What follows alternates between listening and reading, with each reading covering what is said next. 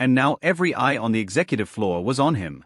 Across the room stood Derek Callahan, CEO of Cornerstone Capital Partners. 42 years old. Tailored Italian suit. Shoes that cost more than Stanley's monthly rent. On his wrist, a diamond-encrusted Philippe watch flashed under the lights, the kind of shine that demanded respect without asking for it. His face was red, jaw tight, eyes burning with accusation. "My watch is missing," Callahan said sharply. $45,000. And funny how it disappears the same night you're working this floor. A security guard shifted near the wall and quietly lifted his phone. Recording. Someone in a gray suit whispered, "Never trust the help." Another laughed under their breath. Stanley felt it all without looking up. "Sir," Stanley said calmly, "I didn't take anything." Callahan stepped closer, invading his space. He smelled of expensive cologne and stress. "Know your place, old man. Empty your bag. Now." Stanley lowered himself to one knee. Slowly. Carefully. 14 years of being invisible had taught him that sudden movements only made things worse. He unzipped his work bag and turned it upside down. The contents spilled across the marble floor. Cleaning rags, a small flashlight, tools worn smooth by time, a dented lunch container, and finally a wallet that slid to a stop near Callahan's shoe. A photograph slipped out. A woman smiling gently at the camera. "No watch." Callahan sneered. "Check his pockets." Stanley stood again. His hands trembled, not with fear but control. He emptied his pockets. Keys. A few dollar bills. A gas station receipt. Nothing else. Silence settled over the hallway like fog. Callahan's jaw tightened. "You hid it. Somewhere in this building. We'll find it." Stanley didn't argue. He stared straight ahead, past Callahan, past the guards, at nothing at all. He had learned long ago that words didn't help when someone wanted you guilty. What none of them knew, none of them, was that the janitor they were humiliating was the chairman of the board's father. And in 72 hours, the man accusing him would lose everything. Stanley Walker arrived at Cornerstone Capital Partners every night at exactly 11 p.m. He parked his 12-year-old Honda in the basement garage, took the service elevator, and began his rounds. The building rose 38 floors above Chicago's Loop, glass, steel, Italian marble, the kind of place that whispered money before anyone spoke. Stanley didn't whisper. He worked. He always started with the break rooms. Coffee stains on counters. Crumbs in sinks. The sharp smell of industrial cleaner filled his nose as he sprayed, wiped, moved on. His mop bucket squeaked softly against the floor. Fluorescent lights hummed overhead. 14 years of the same routine. 14 years of showing up. Recognition was never the point. The point waited for him at home. Eleanor. His wife of 40 years. 66 years old. Heart condition. Monthly medication. Stanley carried her photo in his wallet, the same one that had fallen onto the marble floor earlier. Taken 23 years ago at their son's college graduation. Eleanor smiling. Stanley's hand on her shoulder. Their boy between them, hopeful, proud. Stanley didn't talk about his son. Sometimes, late-night analysts made small talk while Stanley emptied trash cans. "You got kids?" "One son." "What does he do?" "He does well." That was all. The call from security that night was unusual. Stanley didn't work the executive floor on Tuesdays. "Walker," the radio crackled. "We need you on 38. Now." When the elevator doors opened, Stanley felt it immediately. The executive floor smelled different. Leather. Oak.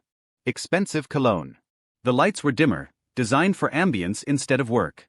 2 security guards stood near the corner office. Between them, Derek Callahan. "You were here earlier," Callahan snapped. "No, sir," Stanley replied. "I'm assigned to 12 tonight." "Don't lie to me." "I wasn't scheduled here." Callahan's voice rose. "Someone took my watch. And you're the only one who's been on this floor." The accusation came fast. Too fast. Like it had been waiting. Within minutes, Stanley was being searched. Within hours, decisions were already made. At 2:45 a.m., while Stanley was still standing on that floor, Callahan sent an email to HR. "Terminate immediately. No appeal. This is grand theft. No investigation. No review. Just a command." By morning, Stanley's badge no longer worked. By noon, the story had spread. "Did you hear? The old janitor stole the CEO's watch. $45,000. Always the quiet ones." No one asked Stanley for his side. No one checked cameras. The lie was clean. Simple. Satisfying. That evening, Stanley stood outside the building he had cleaned for 14 years. His badge didn't beep. The turnstile didn't move. A young guard shook his head apologetically. Orders from above, Mr. Walker. Stanley looked up at the tower, 38 floors of glass and steel. Somewhere up there, someone else was cleaning his floors now. He turned and walked to his car. At home, Eleanor was waiting in the kitchen. "You're early," she said. Then she frowned. Something wrong. Stanley hung up his coat. Took a breath. "They're restructuring," he said. It wasn't the truth. But it wasn't a lie either. Eleanor studied his face. 40 years had taught her his silences. "Okay," she said gently. "Come eat." They ate in silence. The clock ticked. Outside, the city moved on. Stanley Walker went to bed that night labeled a thief. He didn't know yet that someone had seen the truth. He didn't know yet that the truth was being saved. He didn't know yet that the game had already changed. Morning came cold and sharp, the kind of Chicago morning that cut through coats and excuses alike. Inside Cornerstone Capital Partners, life continued as if nothing had happened. Meetings were held. Coffee machines hissed. Screens glowed with numbers. Only one thing was missing: Stanley Walker. His name had already been reduced to a line in an HR email. Suspended pending investigation. No investigation followed. There never was going to be one. By mid-morning, the rumor had hardened into fact. The janitor stole the CEO's watch. $45,000. Grand theft. No one questioned it. The story fit too neatly into what they already believed. But Grace Thornton couldn't let it go. Grace had worked as a senior auditor at Cornerstone for 6 years. Numbers were her language. Patterns were her instinct. She had watched the accusation unfold from the stairwell, had seen Stanley standing alone while power leaned forward and crushed him. Something about it felt wrong. Not emotional wrong, mathematically wrong. She locked her office door, pulled down the blinds, and logged into the security archive. Executive floor. Camera FL38, X01. November 14th. Timestamp, 1:47 a.m. The footage loaded. There was Derek Callahan, entering his private office. Calm. Alone. On his wrist, catching the overhead light, the Diamond Philippe watch. Grace paused the video, zoomed in. 36 diamonds. Impossible to mistake. She advanced the footage. At 1:52 a.m., Callahan exited his office. His wrist was bare. Grace leaned back slowly, heart beating faster now. She opened another system. Badge access logs. Stanley Walker, floor 12, 1:47 a.m. The same second Callahan entered his office, Stanley was logged 26 floors below. Impossible. Grace saved the footage. Screenshots. Timestamps. Metadata intact. Then she dug deeper. Expense reports. Casino withdrawals. $15,000. $20,000. $25,000. All coded as client entertainment. Then an email surfaced in a recovered archive. Subject line, final notice. $120,000 due by end of month. We know where you work. Grace exhaled slowly. The watch wasn't stolen. It was hidden. And Stanley Walker had been chosen because he was quiet, old, invisible.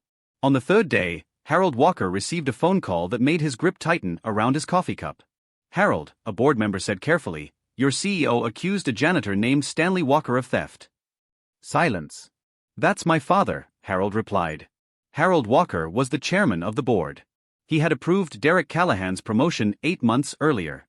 He had believed in him. Trusted him. And now his father, a man who had cleaned floors for 14 years without complaint, had been branded a criminal. Harold could have ended Callahan's career with one phone call. He didn't. Instead, he asked for documents. Badge logs. HR emails. Security reports.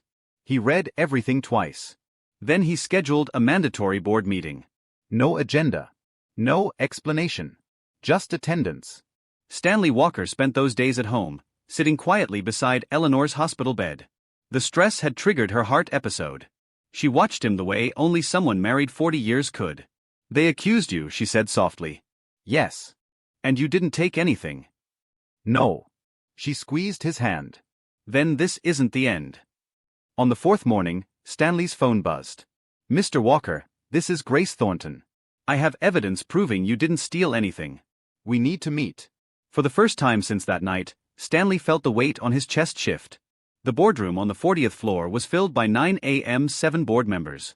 2 attorneys. Derek Callahan at the far end of the table, confident but tense. He didn't know why the meeting had been called. He assumed numbers. Acquisitions. Routine power. He was wrong. Harold Walker took his seat at the head of the table. His voice was calm. "We'll begin." Grace Thornton stood and connected her laptop to the screen. On November 14th at 1:47 a.m., she said evenly, Mr. Callahan entered his private office. The footage played. Silence. Diamonds flashed on Callahan's wrist. At 1:49, Mr. Callahan removed the watch. The screen showed it clearly. At 1:52, he exited the office without it. Gasps rippled across the table. Grace clicked again. Badge logs appeared. At the same moment, she continued, Stanley Walker was logged on floor 12. He could not physically have been present. Callahan's attorney leaned forward. "This footage may." "I asked Grace to continue," Harold said quietly. Next slide. HR email. "Terminate immediately. No appeal." Sent at 2:45 a.m., Grace said. "Before any investigation. Before any review." Next slide. Financial records. Gambling debts. Collection threats. The room was frozen. Thomas Bennett finally spoke. "Mr. Callahan, can you explain this?" Callahan stared at the screen. His mouth opened. No words came. Harold stood.